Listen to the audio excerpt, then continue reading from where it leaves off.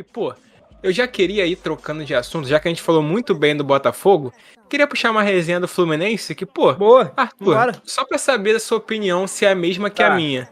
O Fluminense jogou esse jogo meio que sem vontade, tava de ressaca do jogo Cara, contra o Inter, por causa da final da Libertadores, jogou com freio de mão puxado. O que que tu achou? então, não sei se com freio de mão puxado ou desmotivado, mas o próprio Diniz falou que o elenco sentiu, né?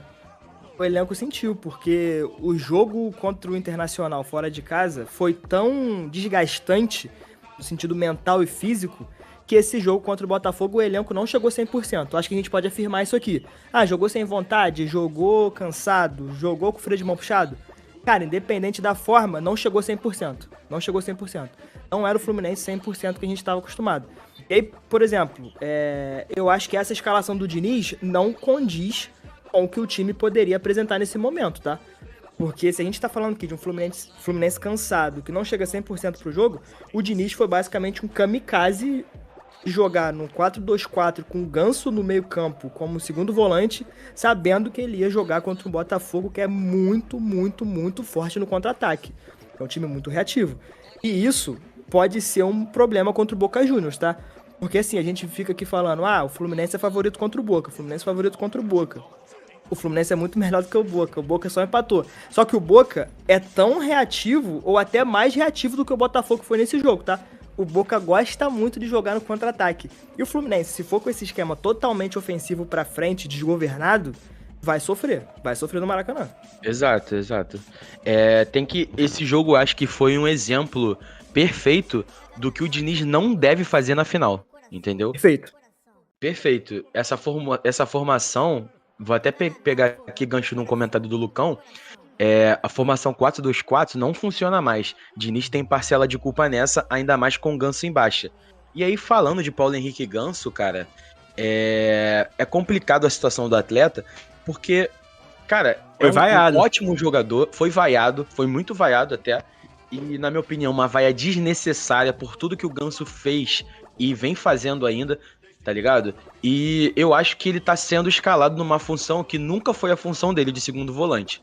Eu acho Boa. que ele jogou assim em 2019, né? Não sei se vocês lembram, com o próprio Diniz, ele chegou a jogar assim. O Lucão vai lembrar melhor do que eu aí. Mas, cara, não tem como ser o Ganso. É um jogador que tá voltando de lesão, 33 anos de idade. Ele nunca teve esse âmbito defensivo, tá ligado?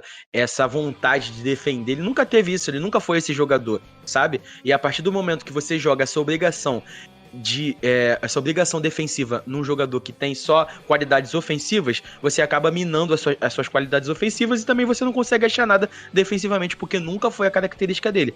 Dificilmente algum jogador que sempre jogou sem determinadas funções dentro de campo vai se adaptar tão bem nessas funções. Um exemplo a gente tem até positivamente, a gente tem um exemplo dentro do Flu, o Germancano. É um cara que esse ano mudou algumas coisas, volta mais pra marcar, às vezes acha um passe ao invés de tentar chutar a gol, como foi no primeiro gol lá no Beira-Rio do Fluminense, que ele dá o passe pro JK, o JK cava por cima do Rocher.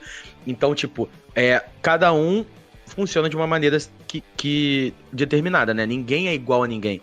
Então, é algo que o Ganso não conseguiu se adaptar e aí acabou sobrando pra ele, né? As vaias acabaram sobrando pra ele. Então, tipo, eu acho que foi algo que serviu de aprendizado pro próprio Diniz. Não entrar em campo assim na final, porque o Boca, por mais que não seja um time esplendoroso, de grandes craques, conta com um ótimo centroavante, que até foi falado aqui nos comentários que se fosse o Cavani no lugar do Ener Valencia, o Fluminense não tava na final da Libertadores, e é algo para abrir o olho, porque pode ser que complique a final, caso o Fluminense entre nesse 4-2-4 e tal, para matar logo o jogo, acabe se suicidando com o próprio esquema de jogo. Né? Não, é isso. Exato. Tem um comentário aqui do próprio Lucas Figueiredo, que o Lucão fala que a formação 4-2-4 não funciona mais. O comentário que o Vini leu. E aí o Lucas Figueiredo coloca embaixo: eu não sou contra o 4-2-4, até porque é mais um 4-2-2-2, mas um dos volantes não pode ser o Ganso. E aí, Lucas, eu trago até um exemplo que foi utilizado esse esquema e que deu muito, muito, muito certo, que é o Flamengo de 2019. O Flamengo de 2019 era basicamente um 4-2-4 com Como é que é o nome? Com Arão e Gerson no meio. E os 4 atacantes lá na frente. Só que olha as características dos jogadores de meio que eu falei. A gente Perfeito. tem Arão, que é um clássico primeiro volante, e um Gerson, que como o Vini gosta de falar, é um box to box. Ele ia e voltava, ele era o cara que ocupava o campo todo. O Ganso nunca foi esse cara. O Ganso, ele é muito mais uma Arrascaeta do que um Gerson. Ele é muito mais um cara pra pegar a bola, levantar a cabeça, cadenciar as jogadas e tudo mais. Esse cara, por exemplo, poderia ser o Alexander. Por que o Diniz Com certeza, mano. não entrou com o Alexander no lugar do Ganso? Ia dar muito mais equilíbrio pro campo, porque acho que a gente concorda aqui que dos jogadores da frente ninguém vai sair mais, né? Acho que não tem como tirar o JK mais depois do jogo dele contra o Inter, né? Sem dúvidas. Sem dúvida. Não, então, tipo, não tem como. Exato, e tipo assim, mas saindo o Ganso, o Fluminense perde qualidade de passe. Talvez um pouco, mas não tanto porque a gente sabe que tem aquele troca-troca, no melhor sentido possível, entre Marcelo e Alexander, né? E tal, que o Marcelo cai pela lateral esquerda e o Marcelo vem fazer um meio, achando passes e tudo mais. Então, tipo, ou o Fluminense entra no 4-2-3-1, não abre mão do Ganso, abre mão do JK, que é muito difícil, como o Arthur trouxe, né, essa informação, ou então o Fluminense joga no 4-2-4, no 4-2-2-2, só que aí optando por não ser o Ganso esse segundo volante, porque, cara, o Ganso já não vem numa boa fase e colocando ele nessa nova função, por mais que ele já tenha jogado em 2019, mas, pô, mano, 2019 já faz tempo, tá? Pô, já são 4 anos praticamente. Então, tipo, já faz tempo. O Ganso de 2019 não é o mesmo Ganso de 2023.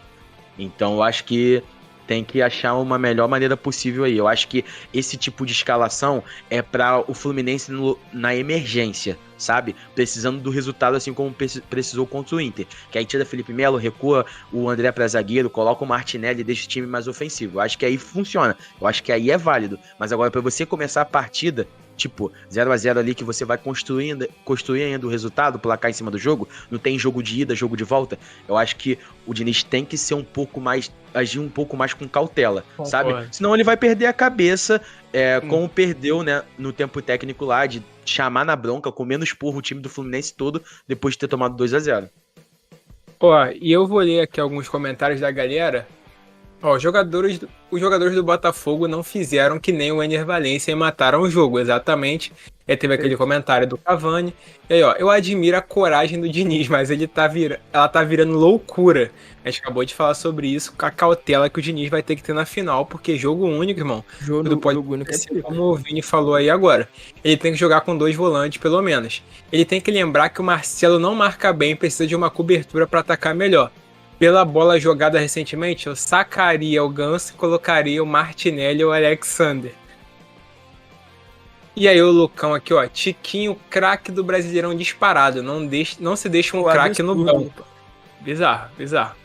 Mas não sou contra o JK no banco, o Lucas Figueiredo falou. É uma boa arma que tem pra entrar e mudar o jogo. Aconteceu contra o Inter, né?